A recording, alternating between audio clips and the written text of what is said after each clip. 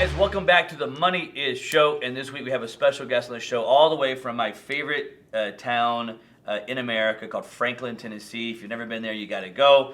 I want to probably move there one day, but today on the show we have Tom Laune from Franklin, Tennessee. Tom Laune is the creator of Bulletproof Wealth Strategy, and we're going to break it down into 3 simple steps for you that he uses that I am passionately believe in. I've used these 3 steps. I think you should look at them in your real estate career. You should look at them in your business career.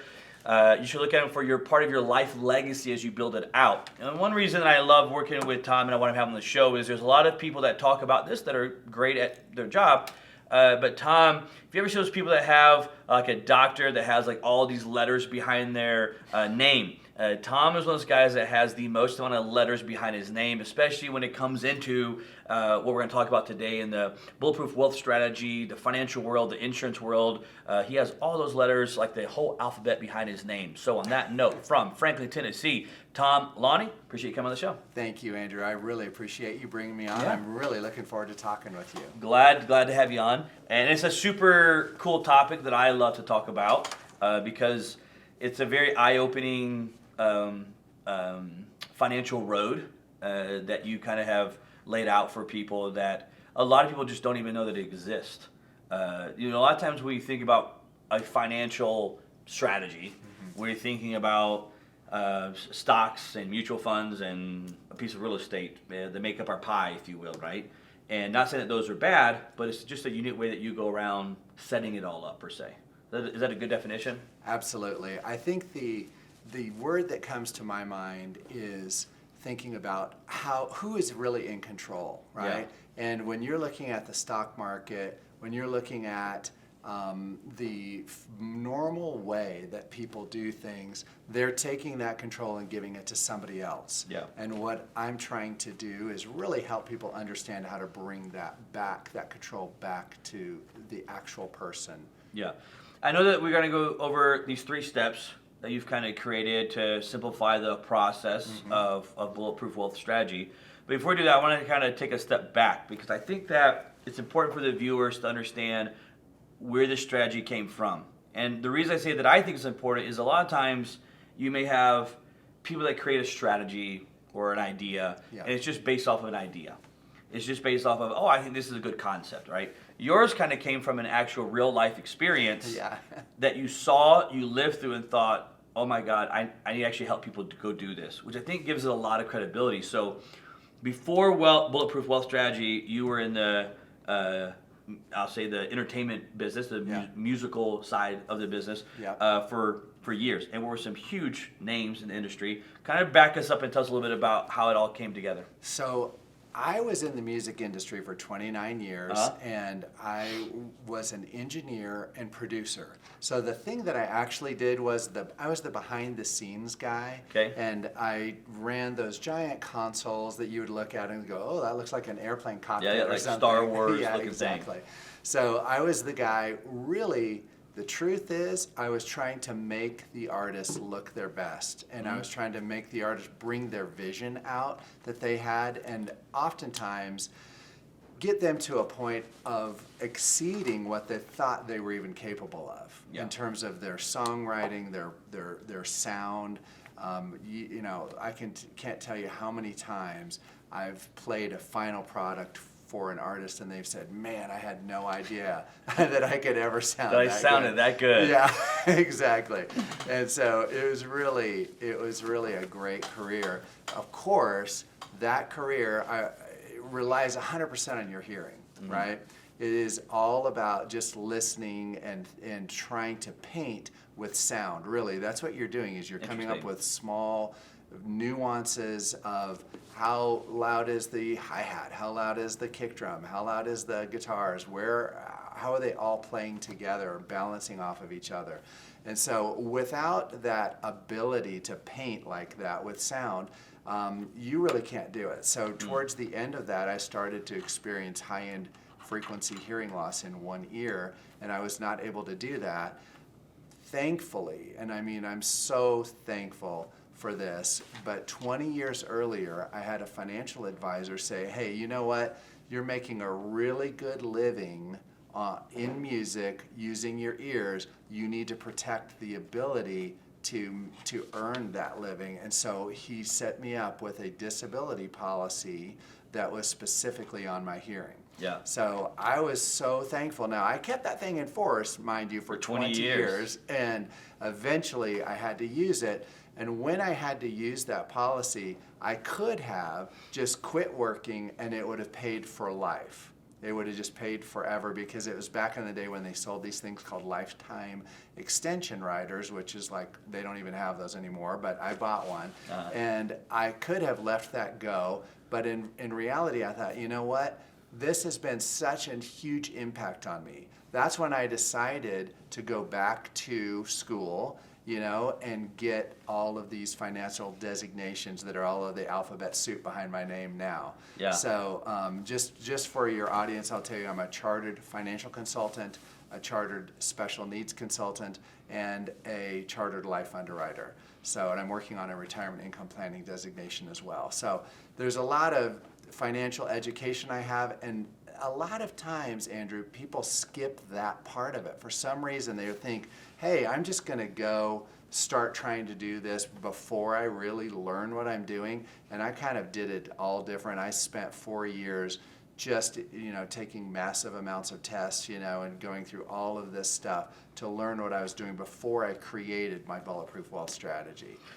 Yeah, that's why I wanted you to, that's why I wanted to take a moment to talk about it before we go through the Bulletproof Wealth strategy, because I think there's a lot of authority and credibility behind the process you went down versus a lot of maybe perhaps other people that kind of go get their insurance license really quick and then they start doing this. Yes. And what we're about to talk about, it can be, it's a high level and it can be confusing. Yeah. To a lot of people. What we're going to talk about is not your typical term policy through here. And I think that there's just a lot of credibility behind the way that you did it and that you went through it, right?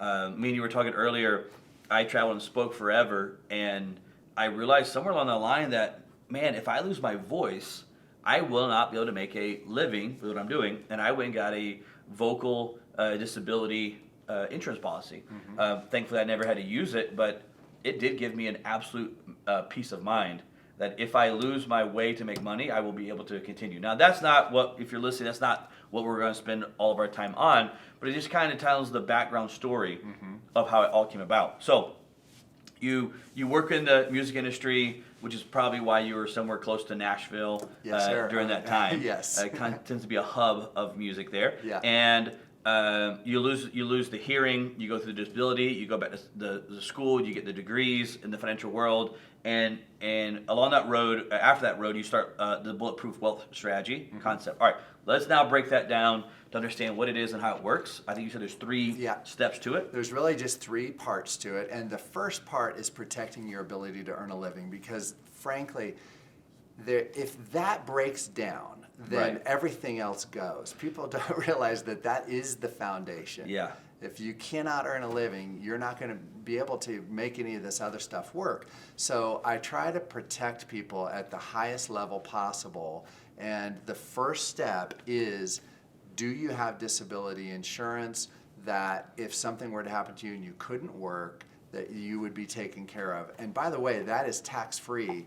That comes to you as an income, because you pay tax on, the way the taxes work on that is you pay tax on the money before you pay your monthly premiums for disability, and so when you get the payout, that is all tax-free completely. And that's another huge component of what we're going to talk about today is the tax benefit side. Yes. And there's also an asset protection side. Absolutely. Into these two things. So we're going to go pretty deep on not just the financial world, but those other steps there, because I've always said when it comes to wealth, I break it down into 3 categories, which is wealthy people know how to create money, wealthy people know how to keep their money, meaning they understand the taxes and the tax benefit structures of things, and they know how to, lastly, they know how to protect their money.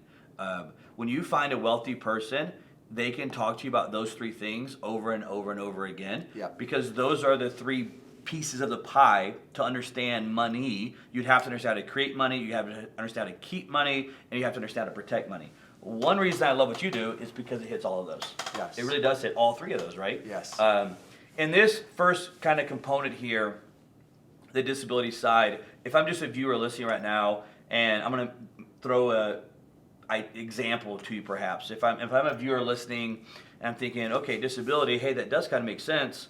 I run this. I'm an entrepreneur and I run this hair salon. Let me make something up here. I run this hair salon, and I own it and I manage it, but I also cut hair all day and so forth.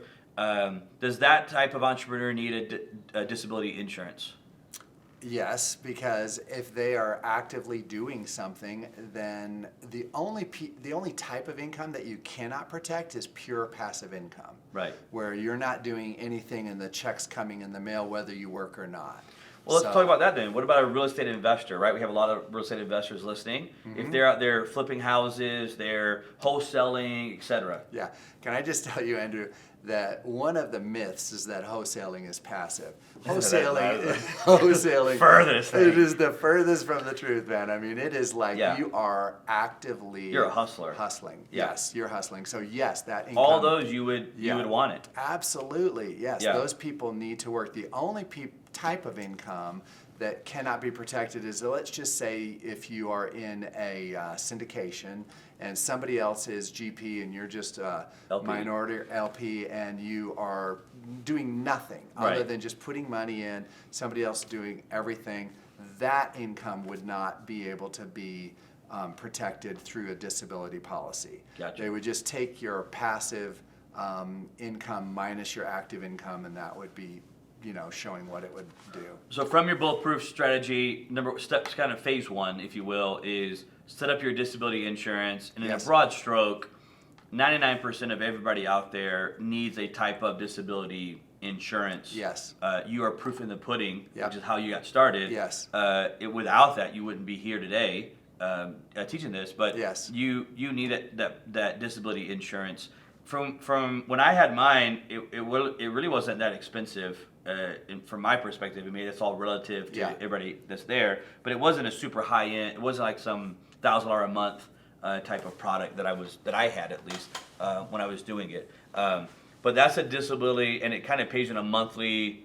If you have to use it, it pays you on a monthly basis for a certain amount of time. Yep, and that is the key, is the certain amount of time. So most policies these days, the longest they can stretch to is age 70. So if you're in your 40s, that is a long time if you become permanently disabled. You can get them that they only go 2 years, 5 years, 10 years to age 65, 67, or 70.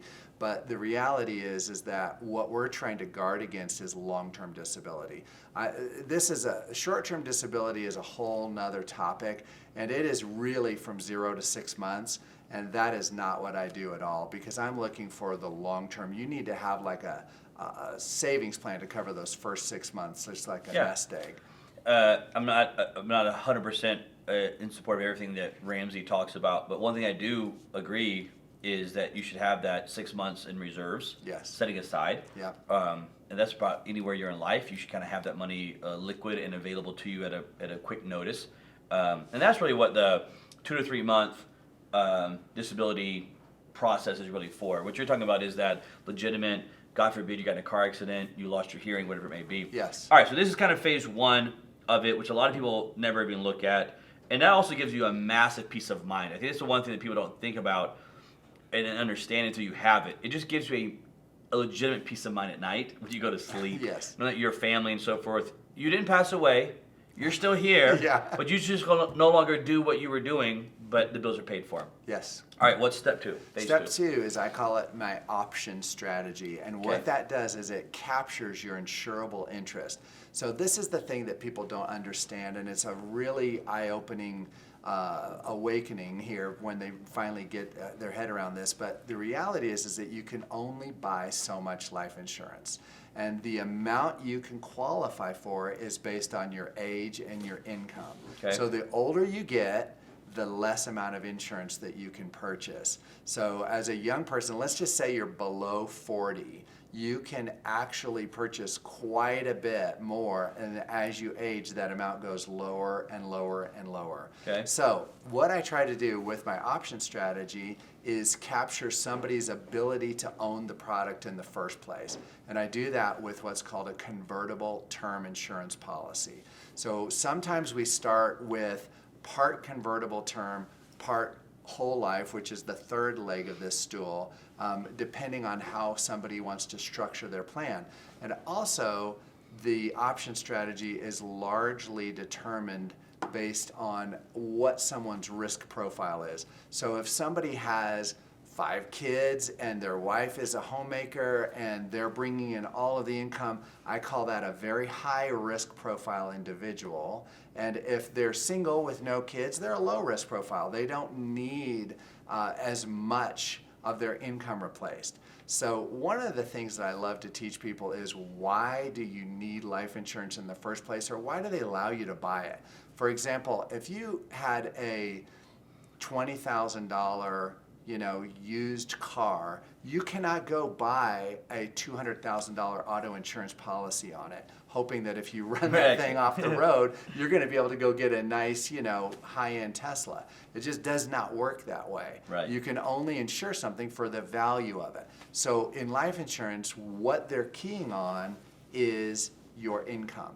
They're looking at your age and your income, and that determines how much you can purchase. So what they use is what's called a 4% income replacement ratio.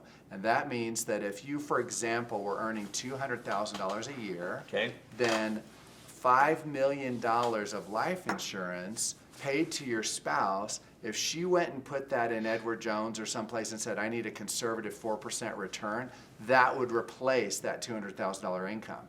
Because 5 million times 4% is 200,000. So that is a really important leg of this stool, is to capture what it is that you can qualify for now. Because listen, people don't realize this, but as you move forward, people generally get less healthy, Right. and sometimes something comes up that will make them uninsurable. And so I try to make sure to grab it while you can get it. Does that make sense? So this is going to be for a now we're moving into death benefit. Death benefit, yes. And this is convertible term. Now the convertible is the key to it. Okay, go through that side of it. Convertible means that you can, what this has is a 20-year conversion privilege to allow you to switch it into the third leg of the stool at any time you want. Okay. So the third leg of the stool is where we're completely reverse engineering insurance to put in the most amount of money possible for the least amount of actual life insurance purchased, whereas convertible term insurance is putting in the least amount of money for the most amount of insurance. So on this phase 2, leg 2 of the stool here, is you're trying to buy convertible insurance, which is going to allow you to, the purpose of it is to allow you to replace that, your income for your Yes. family. Yep. Based off of the kind of the 4% rule. Yes. Of what do you have there. Now, one question I have is, like, let's talk about entrepreneurs, real estate investors right now.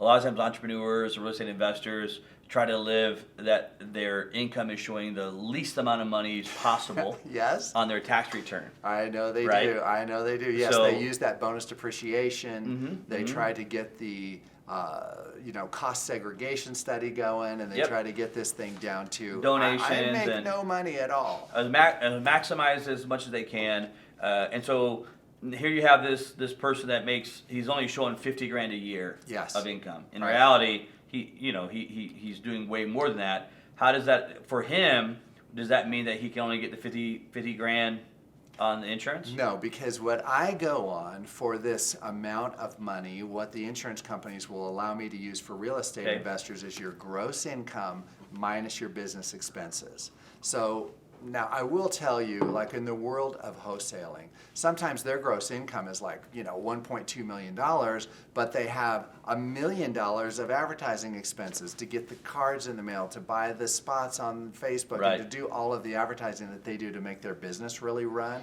So if you are in a situation where you're making 1.2 million and spending $1 million, then the amount of income that you can replace is that 200,000. Most people, though, in the real estate world are their gross income minus business expenses is not that big of a disparagement. It's not that big of a difference. So it'd be like if you make $250,000 and you use $50,000 for business expenses, then we can replace 200. 200. Yes. And this is probably more of a CPA question, but I'm thinking I use a lot of the art donations that we do, where we donate high-end art and get a massive tax write-off. On that side of stuff, my question I'm wondering is that fall under the business expense side, or is it a third bucket that I could use it before I do that? And that is a question for CPA. CPA. Yes. What bucket does that fall underneath right there is what my brain was thinking. Yeah, it's a good question. But once you do it one time, let's say that you set this policy up, again, just looking from a viewer standpoint, I set this policy up, we'll use the number that you talk about, 200,000. 3 years later, I'm not making 200 grand. Maybe my income took a major dip. I had a huge loss that you only made $80,000. Do they reset it year after year? That's a great question. So both with disability and with life insurance, the only time that they look at your income is at the time of application. So you can qualify based on your current income, and if it goes down, as long as you keep that thing in force, you're good to go. They cannot take it away. Okay. So you don't have to worry about So that. it's the one time, so later on if you have an income loss, you have to reset it every year and keep it there. That's a great point there. One-time snapshot. So on this one, you're trying to pay, if I'm saying this right, in this leg, you're trying to pay really as least amount of money as you can on a monthly basis for the highest amount of insurance on that side. And this would be, again, I pass away, my family would receive it, and they're going to get this 4% rule replacement concept there. And they would get the lump sum. They're not going to get a monthly stipend. They're going to get the lump sum. That lump sum, the 4% is saying, go invest that in wherever you want, your dealer's choice, and you're trying to replace the 200 grand that you set up. Yes. Now that sounds a lot different than a typical life insurance policy. Well, is that because it's convertible, or what is the difference? Is the conversion privilege. So a lot of times when you buy life insurance through a stock-owned company, they don't have anything to convert to. Okay. So they might have one crummy, guaranteed universal life policy or something. I'm thinking of just the typical big box stock, owned companies. They just don't have the specialized products, and they can't design them in a way that would really, give you great cash accumulation, because that's what the goal is. Okay. So you have to buy the convertible term policy through a mutually owned company. Okay. And it has to have that conversion privilege. So that's why And not every life insurance company out there offers the convertible life insurance. They don't. And a lot of times they'll limit it. Like they'll say, here's a 20-year policy, but we're going to limit the conversion privilege to 5 years or 4 years or 2 years or something like that. So anyways, getting one with a full window of the 20 years is really important for that second leg or that option strategy. And that would lead into the third leg of why it's important. Before I go there, I have one more question. When someone receives, they pass away, they receive that money, their family does. Yeah. This goes back a little bit to the tax side of it. Mm-hmm. Is that money right there also tax-free when it goes down to their family? Yes, it's the same as disability. So you pay the premiums with after-tax dollars, and then the payout is coming to your beneficiaries tax-free. Yeah. So it's really a great play for taxes. You can basically really leverage your, what you're able to pass along. Yeah. And when they received that $5 million in this example, tax-free. In a convertible note, I know you were talking about 20-year here conversion. Just to make sure for the viewers, would a convertible insurance policy be in existence until that person passes? They live to 84. So a convertible term policy means that you have a 20-year window to convert it. So if you bought it at say 45.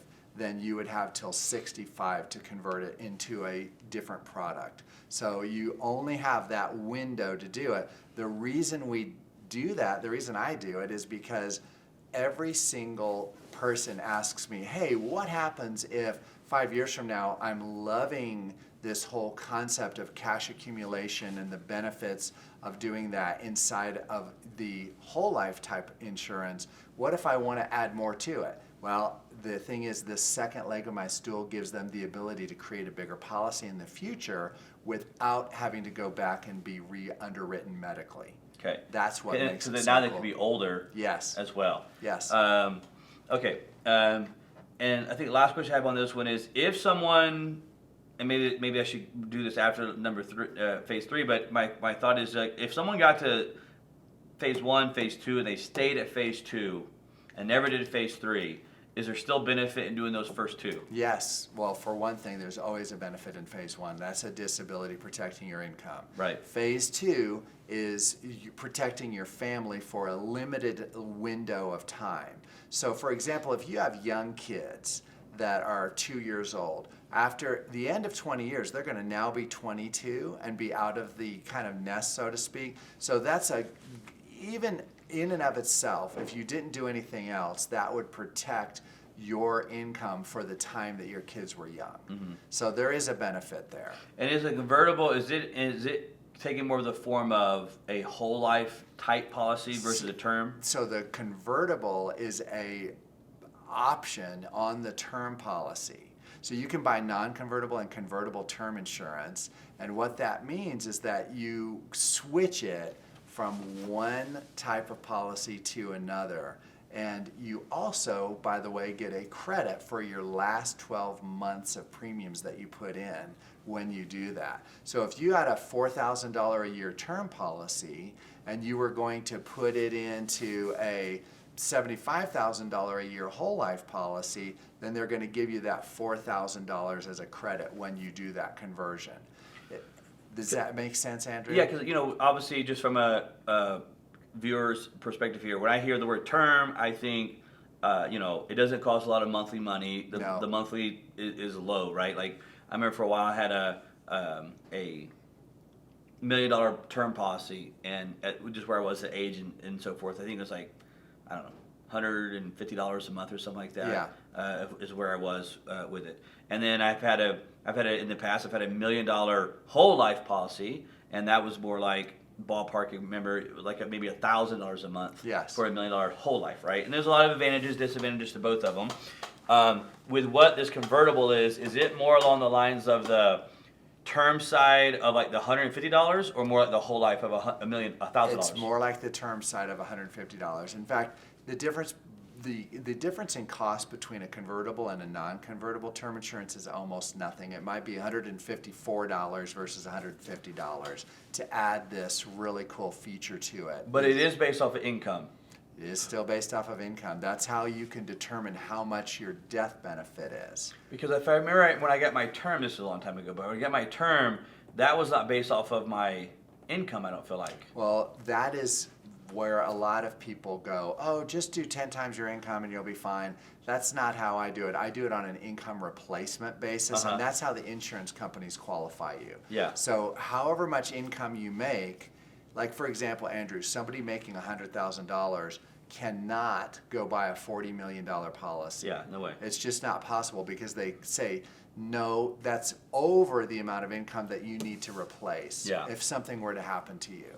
Right, just like my car example. So it is based on your income. It's funny because, and again, this was just a while back, I'm trying to figure out why you wouldn't set up on a term type policy strategy, let's just call it, a convertible note with it. I mean, a convertible insurance, because it's, to me, like, I can immediately, without living in that world, but immediately see the immediate value of having a convertible policy versus a non-convertible policy. It's way better. And so that's why it's very important that we set you up with the right type of policy from the right company, that both gives you the conversion privilege and a great product to convert into. And why do you think a lot of the insurance people don't set it up that way? To be honest with you, Andrew, there's just a huge amount of misinformation that gets out there, and people don't understand how this actually works, and they don't see it long term with an end game. They just are trying to, I don't want to be crass or anything, but they're trying to make a quick sale. They're trying to make a sale. I was about to say it, because and that's not in just that industry, that's in so many industries. And we could talk about real estate for a second here, or mortgage. Someone gets a mortgage license, someone gets a real estate license. Yes. And I think it's harder to get a insurance license, but the theory is still there. In the example of it, real estate agent gets their license, and they take these 6 weeks of classes, and poof, they got their license. Yeah. They know very, very little actually about real estate, and is this a good purchase for the homeowner at that time?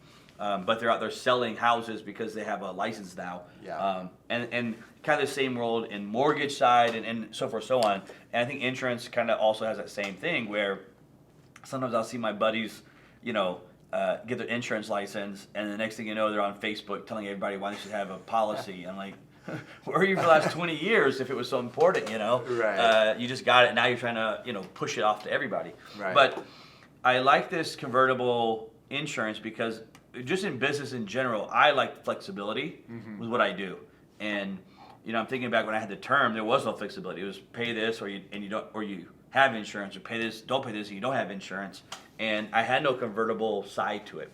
And I think where you're headed, this is going to become extremely important on this next leg here. Yes. This convertible piece. So let's get into phase 3 of it now. Okay, so phase 3 is where we're taking either your convertible term policy in a few years, and we're converting it from the least amount of money for the most amount of insurance, just the opposite. Now we're putting in the most amount of money we possibly can for the least amount of insurance. And you have to say, why in the world would you do that? And the answer is for the unbelievable advantages of having money in this asset. Okay, this is like literally like you're purchasing an asset, like you're purchasing a home. And for real estate investors, I like to break it down of, okay, what is going on with why are you able to borrow this money and how does it work? And it works just like equity in a house. So if you bought a $500,000 house and you've paid $200,000 down on it, now you have $200,000 of equity in it. So now you can get a home equity line of credit. Well, that is cool. And then you could leverage that home equity line of credit and put it into another asset if you wanted to do that. But there's a lot of issues with that being your primary place that you're pulling money from. And so this works very similar to that, only it has a lot more advantages. It has tax advantages. The internal growth inside of this specially designed policy is taxed on what's called a first in, first out basis. So the way that I explain that and break that down is that if you bought $100,000 of Apple stock, and then that Apple stock went up to $200,000, so now you're doubling your money. If you sold $100,000, that would all be capital gains. Right. So if you took your winnings off the table and sold that 100, you're getting taxed at, pretty good rate depending on your tax bracket, and it also depends on your holding period. It could be either short-term or long-term holding. So that is because you're taxed on the last money out. They call that last in, first out taxation. So with life insurance, the money that goes in there is based on first in, first out. So if you had $100,000 of basis in your life insurance policy and it grew to $200,000 inside of it, if you sold $100,000, you'd be pulling that basis out at 0 taxes. Now, I structure it to where in retirement that once the basis is extinguished and you have no more of your own money in it, then we switch to collateralized loans through the balance of retirement, so you never pay taxes on it again. It's really amazing how it works. And the beauty of it is you end up with this massive, sometimes $10, $15 million plus of policy growth inside the policy. And all it does, it gets paid off. If you have for example, a $15 million face value at the end of your life because it grows over your whole life, and a $10 million loan, then the loan gets extinguished when you pass away and the beneficiary gets the balance of that $5 million.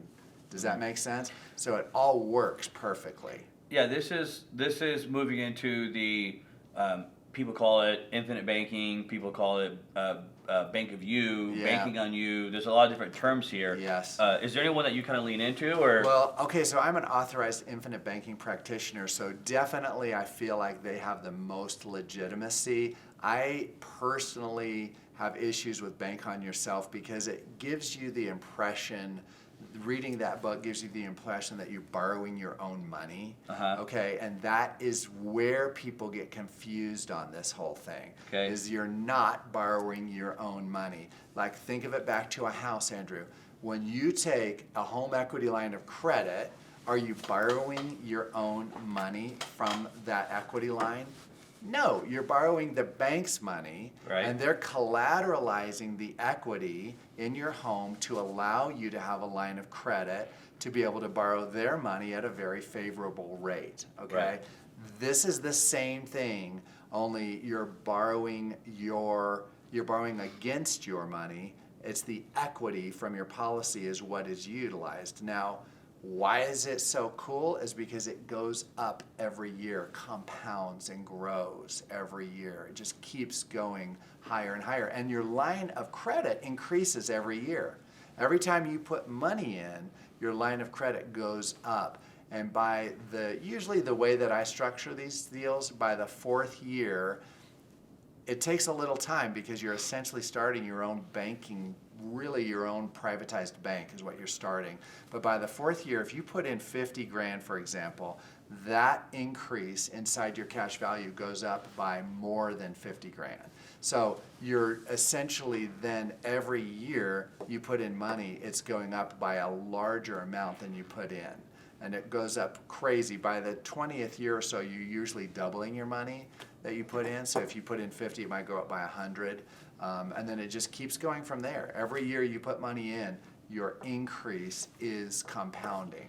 So I've heard people talk about this. I've heard many different points on it. And some of the points I've heard is you should put all of your money you possibly have inside of it. All right. And you're all, and the kind of their approach was even your monthly household expenses, all of your money should go inside of it, and then you're taking a loan back out against it. Is that what you're saying, or is it a different approach from that person? So my bulletproof wealth strategy is not saying that. It's not saying that. No, I'm saying that what you're doing is you're creating a privatized bank for which you have a place that you are going to be able to use that for investment purposes. So if, for example, you're taking a loan at 5% from your policy and you're investing it in something earning you 15%, that's a phenomenal use of that money, okay? Because you're actually getting into the big topic here, which is how banks make money. So that's what I really love teaching people, because that's where all of the excitement and sizzle in this concept is learning how banks make money. So if you have access to 5% money and you're making 15%, let's say you're making 15% in a real estate syndication or something that you're doing, you're actually taking a 15% return and, believe it or not, turning it into a 200% return by using this concept called arbitrage. So that is where it really gets exciting. Now, if you take that money and use it to buy groceries, you're not making any money on the groceries.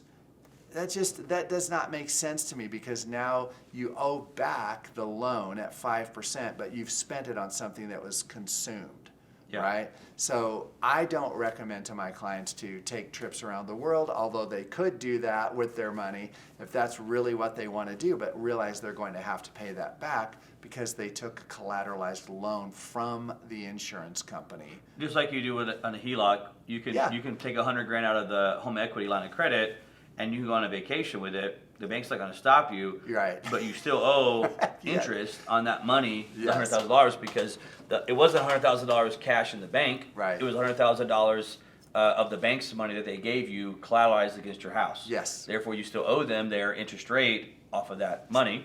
And when you sell the house, you can pay them all back off at one time, but you're still going to owe them that money.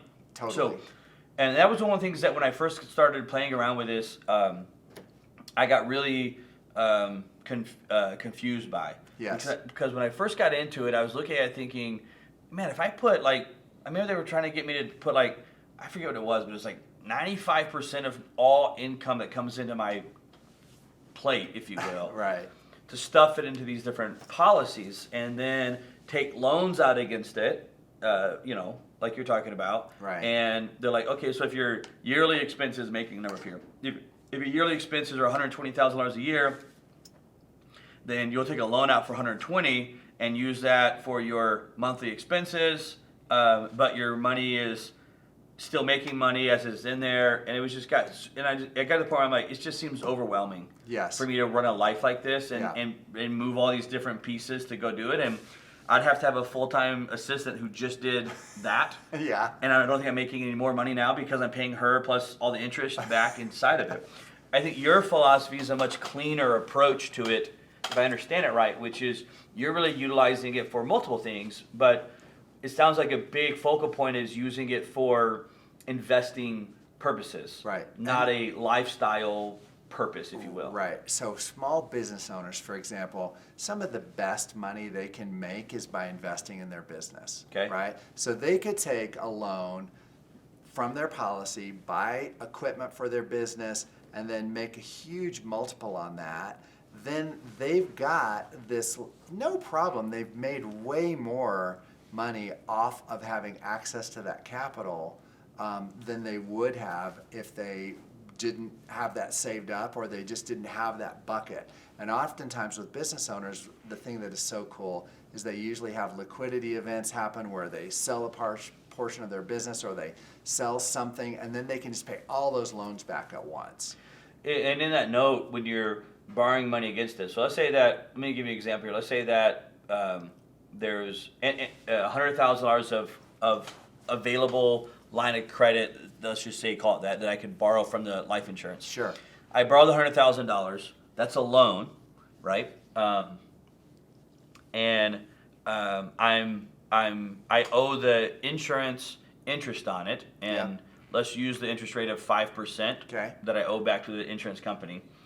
Now, one unique part here is my actual $100,000 of cash that I had put in there is actually still in the policy. Yep, just like your home is still sitting there. Right. When you took a home equity loan, you didn't come chop a room off your house. Correct. So Correct. it's the same So thing. my $100,000 of cash is still sitting in the policy, Mm-hmm. and isn't that $100,000 still earning me money? Absolutely. That is the thing. I tend not to focus heavily on that part of it, but it's what differentiates the whole thing from any other deal. Like, for example, when you take a loan from a home equity line of credit, back to that example, you're paying the bank back interest. Do you own that bank? No. No, you do not. Is that bank going to return any profit back to you? No. No. So with the whole life policy, the thing that makes this like really super juiced on the back end when you really get into it for a while is this understanding how this works. The company is paying you a dividend.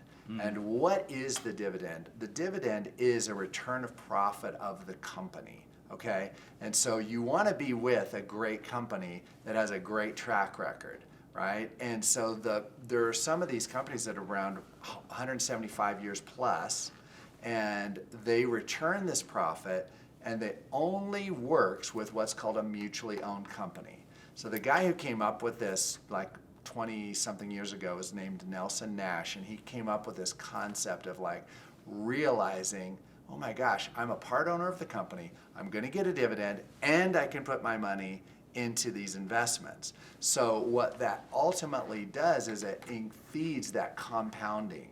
It feeds that compounding growth inside the policy.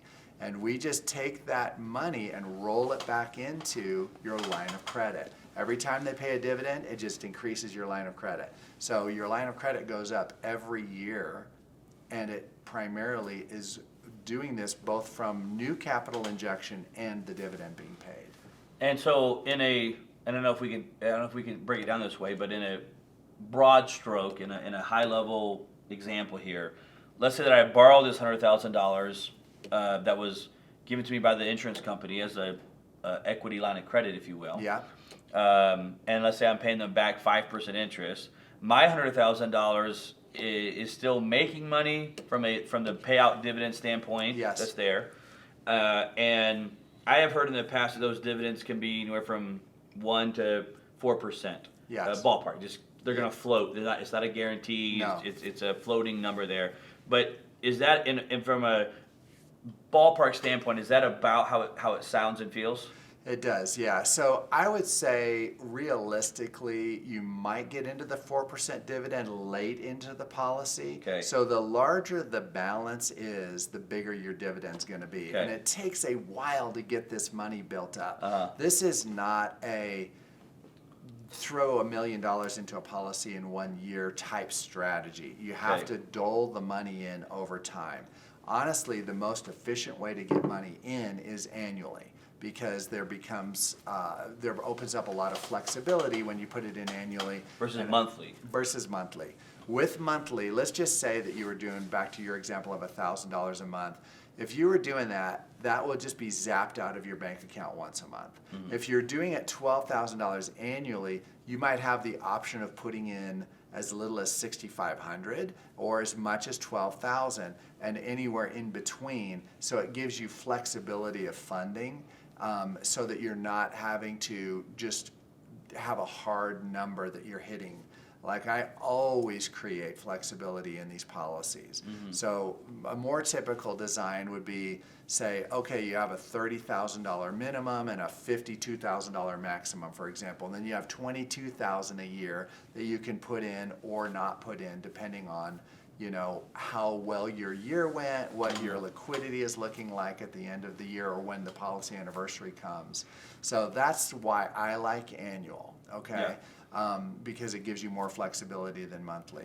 But when you put that money in, you're averaging, I would say, in the 2% range on your cash, and there are ways to increase that I do that kind of get into more advanced things, but it has to do with, you want to go with a company that pays the biggest, has the best dividend history, right, of all the companies, and then you want to be able to not impact that dividend. So the way that you do not impact the dividend is by having it seem like to the insurance company that you don't have a loan out, because the companies that pay the highest dividends also recognize whether you have a loan out, and they pay you a little bit less dividend when you have a loan out versus when you don't. And it totally makes sense, Andrew, because would you expect, if they don't have the money, they've given it to you, they don't have the money to invest, how would they pay the same dividend? Right. On that money? There are companies that do that, and they call those non-direct recognition companies. From a technical standpoint, that's what it's called. But all they are doing is lowering the dividend overall, because they're having to compensate for the fact that they're not able to make money when they give you that money. So it's just, there's a lot to how this works as efficiently as possible, but I really work hard to help my clients get this thing just streamlined. And this strategy that I'm speaking of now, where you're taking all of the cash value inside of one policy or multiple policies and getting the maximum dividend and still having the flexibility, starts at a cash value of $100,000. Mm-hmm. So at a $100,000 cash value, we can employ that strategy. It's called a cash value line of credit. And inside of here, I mean, without going, this takes a long time. This is why you have disability insurance as well, because you talk nonstop about this concept. I mean, if you, as a customer, there's like 1,000 questions that are going to come up, and to understand this, it's not as simple as just saying, go get a life insurance policy. That's not what we're really talking about, No. Although it comes across sometimes as that. But inside of here, you have this where you're borrowing against it, and now I have this $100,000 in my hand. I do owe again, just making it the kind of number here, 5%. Yes. I got to pay back, but my $100,000 that I put in is still making me a dividend return, which means it's still making me interest, which is one of the great benefits of doing this, is because your money is still making you money while it's in there. You take this $100,000 and you invest in ABC, whatever ABC is, and it can really be whatever you want it for. Yes. Like you said, you could take it and travel on the world if you wanted to. your concept, which I believe the most in, which is use this as an investment vehicle, not as your day-to-day travel money, Right. household income. You go, whether it be buy equipment for your business that's going to help your business grow, or whether it be another property or a loan that you're giving out. You make this 15% interest back that year from your investment. You owe your life insurance, again, as an example, 5%. At the end of the year, I have to pay them let's just say 5% interest on that 100 grand. Mm-hmm. Is that right? That's correct. That is $5,000. I owe them $5,000 for letting me use that money, right? Yep. Over here, I made $15,000, right? What happens if I can't pay them that $5,000? Whatever happened, my investment that I did went bad. Yes. I can't pay them the $5,000. What happens? So the reality is that they will just let that loan accrue. So Okay. it's not like they're not holding a gun to your head. You're not even getting a bill for the $5,000. Okay. It's what's called unstructured repayment terms, and that Okay. means that because it's this collateralized, privatized bank, they basically allow you to create whatever amortization schedule you want. You can pay back the $100,000 in one lump sum. You can pay it in $100 a month. You can pay it at any schedule you want, or not pay it at all if you can't pay it, right? Mm-hmm. If you did something crazy and you lost your $100,000, let's say you put it on a track or something, Right. I put a bet on it. Yeah. Then you would just have to. That would be worst case scenario, Yeah, sure. right? So let's just talk about where the risk is. The risk in my whole strategy is on what investment you make. Correct. That's it. Correct. There is no other. I couldn't call it bulletproof wealth if my internal strategy had a lot of risk associated with it. Really, it's a combination of life insurance and a place to save money. Right. Right? So this money savings they're going to get the money back eventually. They're just going to take it out of the death benefit if they have to. Right. If it just keeps going that long. Right. I never recommend not paying at least the interest. Obviously, That's what I was going to ask you. Yeah. Because I've heard people say, well, don't pay it, let it all accrue, and at the end, the death benefit pays all of it back off for you. So that is fine for retirement. But during your active investor years, in fact, that's how I do structure it for retirement, is where it just accrues and accrues and accrues, and then it all gets paid off at the very end. And I don't start that until usually age 68 is when I start that kind of a distribution. And then usually the basis takes somebody, which is the amount of money they put into it over their life, to about age 75, and then we start collateralizing loans that are never going to get paid back, starting at around 75, usually going to 90 to 100 years old, somewhere to however long your longevity pattern is. Okay. So I know that was a lot of detail, but the reality is that you really want to pay back the interest. That's the key. Do you want, I'm 38 right now, I want to give you an example. Let's say I pulled 100 grand out, I make this investment, I get my 115 back for my investment. Do I want to? Does it benefit me to put the 115 back? That's what I've understood. It actually benefits me more if I put the 115K back, because I'm going to get a higher line of credit. That is an awesome question, because you just landed on one of the most confusing things of this whole concept. And that is that you cannot put back more than your loan amount plus accrued interest. Mm-hmm. So in other words, if you took a $100,000 loan, at the end of the year you would owe up to you could pay back up to $105,000. So you have to have a second place to put your profit. Mm-hmm. So if you made 115, now you've got 105 goes back to the insurance company, 10,000 is profit. Now that goes to a holding account of some sort until your next policy anniversary. That's when you can put new money into it. Okay? In that same original policy? Yes. But unless you took my advice and got an option strategy, and you said, hey, you know what? I've got $2 million of a specially designed whole life policy and $3 million of optional convertible term insurance. Now we can peel off some of that $3 million of term insurance and create another policy to put new money into that expands your banking capacity. And you're kind of, at that point, this is where the convertible the original convertible one comes back. Yes. Let's say you have this extra. I just gave the example of $10,000 of profit. You peel off $1 million of the $3 million. Yeah. And that opens you up a second life insurance policy, Yeah. right? Or maybe third or fourth or third, I believe, life insurance policy, because you still have the convertible of $2 million left. Yes. You have the original infinite one, and now Yeah. you just open a second infinite one. Yep. So now you have 3 policies total. 3 policies total. And they just issue you a letter that says, "Hey, your $3 million policy is now $2 million."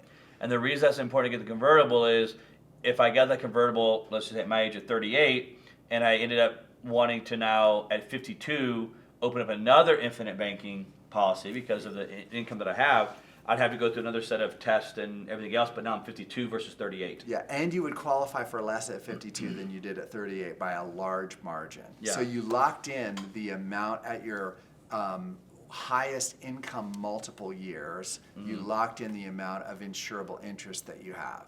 And so you got that going. At 52, you can convert it. And now what happens is your term cost goes down pro rata based on how much your conversion percentage was. Right. So if you have 3 million down to 2 million, now you're paying 66% of what you were paying. So the cost of the term goes down, and now you've got another third whole life policy.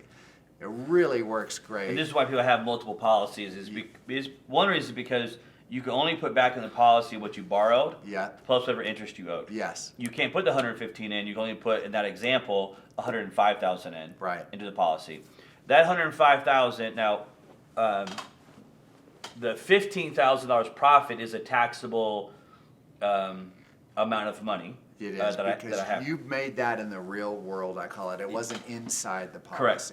Yeah, that was Yes. outside the policy. Yeah. That was in the real world. You took $100,000 that was borrowed money. Yeah. And leveraged it and made $15,000. You took $100,000 of OPM. Right. And made $15,000. You owe taxes on the $15,000.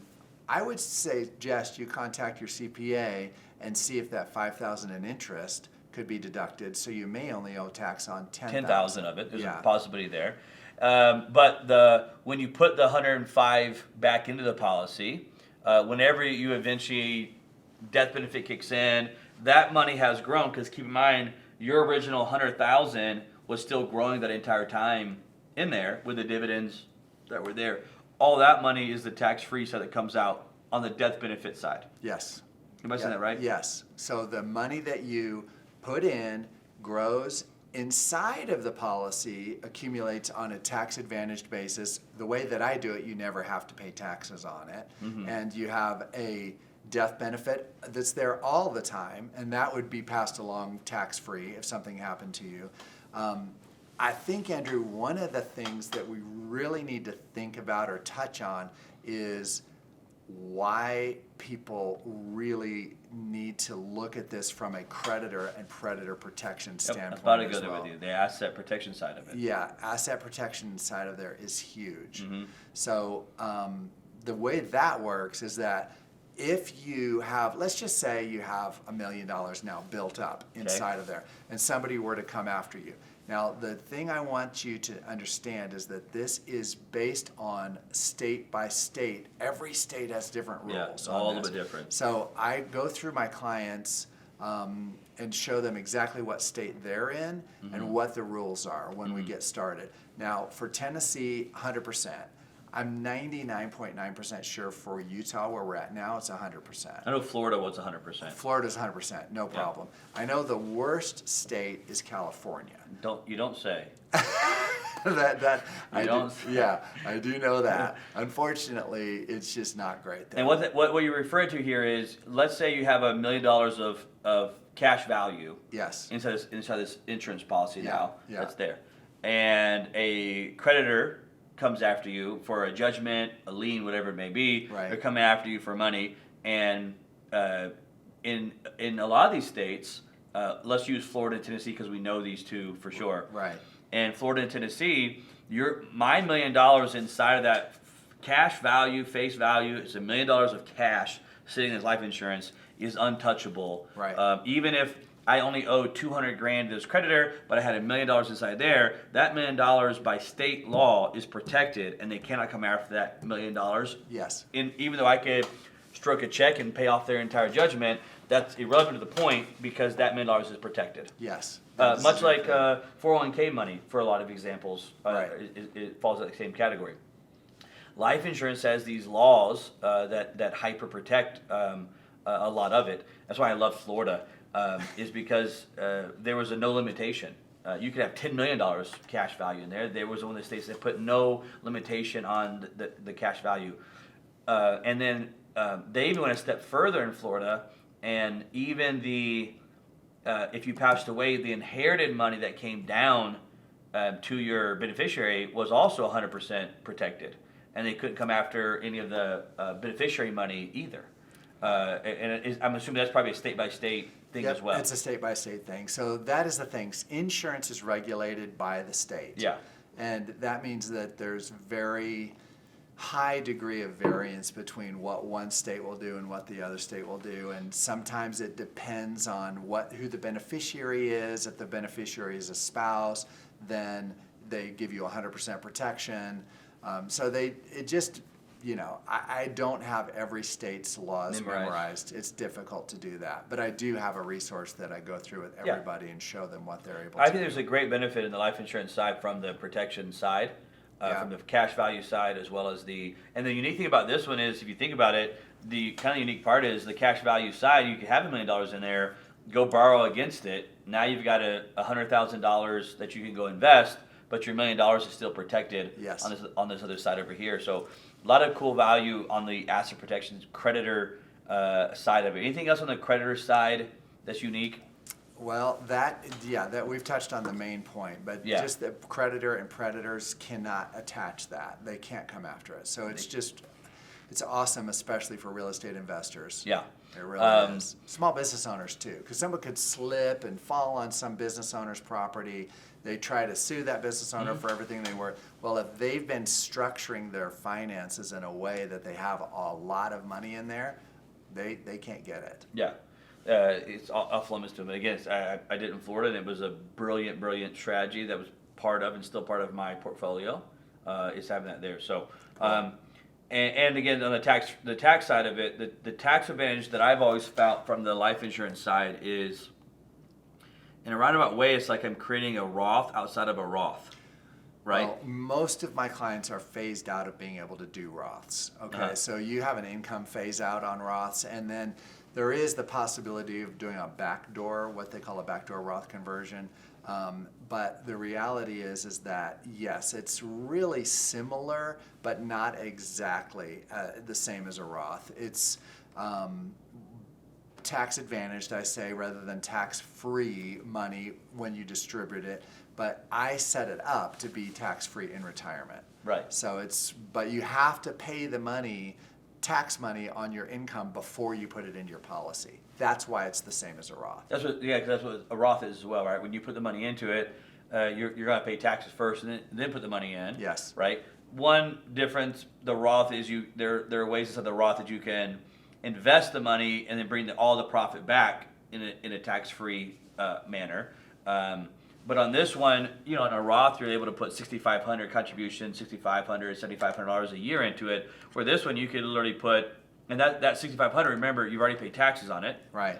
This one, you could put $65,000 in if you set it up this way and qualified for it. And same thing as a Roth, you would already pay taxes on the $65,000. Right.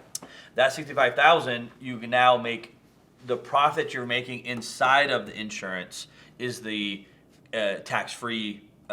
Can be the tax-free side. And I'm saying, when I say tax-free, I know you can set it up where they're withdrawing it in retirement as or not withdrawing, I should say that, as borrowing against it in a tax-free way because it's a loan. Mm-hmm. But I'm also talking about it when it passes down to their whoever it is, the next generation. When they receive it, it is tax-free from them when they receive it. Yes. Because of the life insurance side. Totally. That's a great way to put it.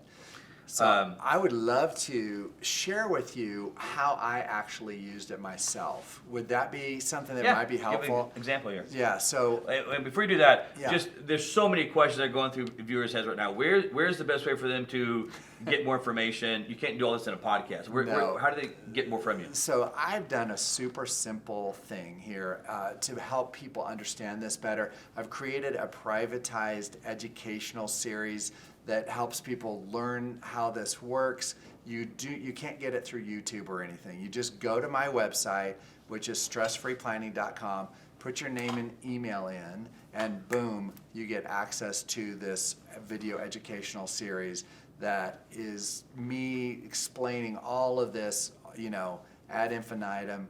And I'm usually doing it in front of, it's when I go speak at real estate events and stuff, so I record those, and then I put those recordings on my website so you can see me explaining it from a lot of different angles. We talk about how to do this on children, how they can work into the plan. We talk about a lot of different strategies as well. And what's the website? Stressfreeplanning.com. Stressfreeplanning.com. They can go there and get more information from you. And on all three of these phases that you have, I'm assuming if they get to the point they want to buy these, you sell all these, you have access to all these. So I'm licensed pretty much everywhere. Now, obviously, the limiting factor is you have to be a U.S. citizen. So this is a U.S. product because they have different mortality tables in every country. So I cannot buy a Canadian whole life insurance policy. It's not possible. And a Canadian cannot buy an American policy because it's different. It's complicated, but people live different lengths in different countries. That's why. So anywhere in the U.S. and I can help somebody. Okay. Let's go through this last example that you kind of have here of how you used it. So I had a real estate investor come to me and say, hey, I want to rehab this house. And it was right there in Franklin. Okay. So I was able to just drive over, look at the area, and go, oh my gosh, this is an amazing area. Like a $1.4 million house right across the street. And this thing he was picking up for just pennies. It was just unbelievable deal. So I said I would lend him $125,000 to fix it up for 12 months. And I structured the deal where it was 3 points at close. So I got 3 percentage points of my $125,000 when we closed the deal. That's $3,750, and then $1,250 a month. So I took that $125,000 from $125,000 from my life insurance policy, and at 5% over 12 months, I'm having to pay the insurance company $6,250 in interest, right? And what am I making over the 12 months from this guy is $18,750. That is the combination of the 3 points at close and the $1,250 a month, right? So it really benefits him. The property is extremely secure. I'm on the deed, and it's a no-brainer of a deal. So I took what would have been a 15% profit and I turned it into 200% because I'm no longer taking my actual money and giving it to him. I'm just doing a collateralized loan. That is the magic of really this thing working in reality. This is what you do. You find places to make more than you're paying. And then you're actually making a massively higher rate of return than you would have if you used your own money. And if you can find a place to invest at that very moment, you just let it sit there and incur its own interest. And that reduces stress too, because you're not worried about money's not burning a hole in your pocket, trying to go, oh my gosh, I got to find an investment. A lot of times when people have money in a regular bank and they're earning nothing on it, they're just trying to figure out, where can I place this capital? Where can I place this capital? I've got to do it right now. And therefore, they sometimes don't make the best business decisions. Yeah, that's one of the great things about this. You can let it sit there, and you're still earning, growing your overall insurance account. You don't have that outside pressure of that we kind of put on ourselves to a certain degree. Yeah. Of like, oh my God, I'm not making anything on it. It's like, okay, it's only been 40 days. Relax. Right. But there naturally is this thing of like pressure that you put on yourself there. Yeah, I love the strategy, absolutely, and I love the convertible insurance side, which is a side I haven't thought about before. Because again, if you grab that while you're young, and you're paying at a low monthly interest amount, then at 50, 55, 60, 65, you can convert those without having to go through all the rigmarole of trying to get insurance at 58 now, Yep. and paying way more, getting way less versus getting it when you're 35, Yes. and having it ready to go when you're there. A lot of caveats there, and I want to make sure that people do not miss that. A lot of caveats in what you said. Yeah. You have to do it a certain way. You have to do it this way. You can only do it if it's this. Most people don't do it. Insurance don't set it up this different way. So just for compliance sake, I just want to say that this is probably not your average insurance salesman down the road that knows your uncle's brother's sister and sells insurance right now. This is at a different level that we're talking about, which is one of the reasons I wanted to have you on the show, because of your expertise, the credibility that you bring, the authority that you bring from behind it. And you went through it. You've lived it. You saw the benefits of it. You saw how it worked. You saw how it could help you through it. So again, stressfreeplanning.com is just the best place for them to go for you to set them down this path. Obviously, you deal a lot with money, the financial world. I'm going to end it with asking the final question here for Tom Laune. Money is blank. And I'm going to have you fill this out here, whatever your answer may be. Sign it right here. And then me and you will spend a little bit of time talking about why you put that answer there. Awesome. There's your Sharpie. Cool. So I'm going to go with money is control. Okay.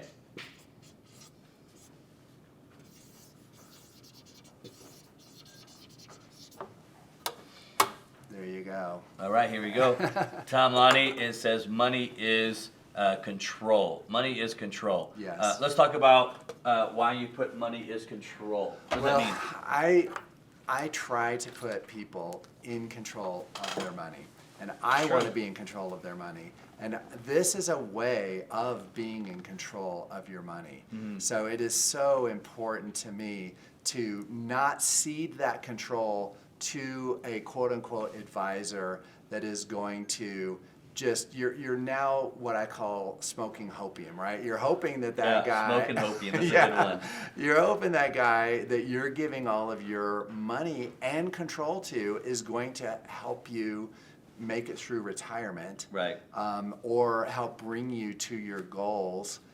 And I'm looking at taking that control back. Mm-hmm. That's what I'm wanting to do. I'm wanting to help people take control, and I'm really just a guide to do that. I'm trying to be the guide to help people go,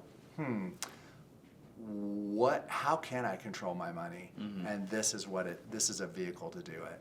Yeah, I think that it's a great answer, because I think any time in money, if you talk to any type of wealthy person, in my opinion, that person controls their money. It's the exact opposite of what is taught financially around the U.S., at least, let's just say, in the way that we kind of got brought up and it was just pumped down us was whatever money that you want to invest, go give it to someone else. Mm-hmm. Meaning, go give it to a broker, a fund, whatever it is. Go give it to them and let them go deal with it. But if you stop and look at that, for the most part across America, that has not been successful. If you look at the research, the research shows that is not successful. Mm-hmm. If it was successful, we wouldn't have this massive financial crisis amongst everybody. That I think the last stat came out was 76% of all Americans are paycheck by paycheck right now. Wow. And inside of that, it's like that process. And then I read another stat that was saying that less than like 3% of all 401ks have $1 million or more inside of it. And then AARP came out with a stat that said the average American needs between $1 million to $1.5 million to retire. So the math does not freaking add up. If right. AARP is saying you need at least $1 million to retire, and only less than 3% of all 401ks have $1 million inside of it, that would tell you that model is a model that's not adding up at the end of the day. There's something off on that model that's just not working. And again, when you go to the other side of it and you look at wealthy people, they're constantly in control of their money. They're the ones who are placing it where they want it to go versus giving it to someone else and saying, okay, here it is. I'm going to go back to work over here, and hopefully whatever you're doing works, because I have no idea what you're doing. I'm just going to relinquish literally all control for the most part to the other person. So I think if you want to understand money, you'd have to be willing to understand you have to control money. Yes. And I think another angle to play off of that is in business, where you see people struggle at is money controls them. It's the opposite of that answer. Yeah, that's right. And in business, if money controls you, you are doomed for failure. And I'm not even saying failure in the sense of you may make money to a certain degree, but you'll never find happiness in it because it controls you. And you have to control money. You have to control it in the sense of you cannot allow it to control you mentally, emotionally, spiritually. And if you want to be wealthy, you have to control your money, and you're the one that invests it. The great thing about what I love about the Bulletproof Wealth Strategy is that what you're giving them is more of a structure of how to control it. Yes. Right? In a very, very safe type of environment, an insurance base. If you know anything about insurance, life insurance companies, banks have failed and life insurance have kept going. Exactly. If you guys should go back and study it all the way through the depressions, the Great Depression, banks were collapsing and life insurances were making it through. There's a lot of history behind life insurance and the banking side that I think is extremely unique. We talk about control. So you guys really offer the proper structure for someone to be able to control their money the right way. Yes. Which is what I like about it, because it has the tax component, it has the protection component, and it has the control component all inside of it. So again, tax-free, not tax-free, stress-free planning.com is a place that you guys can go. Tom, I appreciate having you on the show, man. It's been a very educational episode for sure. Any last words you have for the audience? Boy, I really appreciate being here. Thanks for having me. And I would just say that this is not the easiest thing to grasp just on your first listen. For sure. That is why it takes a minute, but I can tell you this, nothing in life that is really worth it is just handed to you on a silver platter. You have to be willing to dig through a little bit of the trenches, and there's a lot of gold at the end of this. There is. If you're willing to put in a little bit of effort to learn and to watch some of my videos, contact me if you have any questions. It takes a little bit of effort. You're not going to master this. I've been at it for a while. You're not going to master it on one podcast. I think the purpose of this podcast was a high-level introduction to it. And if it's interesting to you right now and you're thinking, wow, that's pretty cool, but I got 1,000 questions, bingo. That's the one you should now be going to go do the research. Yeah. And you don't have to go do the research like randomly start searching for it. Just go to the stress-free planning, Yeah. start there, go through the videos, watch the videos. If you have questions, schedule a meeting and get on one-on-one and walk through the process here with Tom. And I do agree with you that anything worth that has a success is going to take some time and effort and energy. If not, we'd all be I can't tell you how many spreadsheet millionaires I've met in my lifetime. Exactly. Because if it was just putting on a spreadsheet, it worked out on paper. Yeah, then we could go all be millionaires. But Tom, I've enjoyed having you on the show. For those watching the Money Is Show, we'll see you next week on the Money Is Show. This is Tom Laune.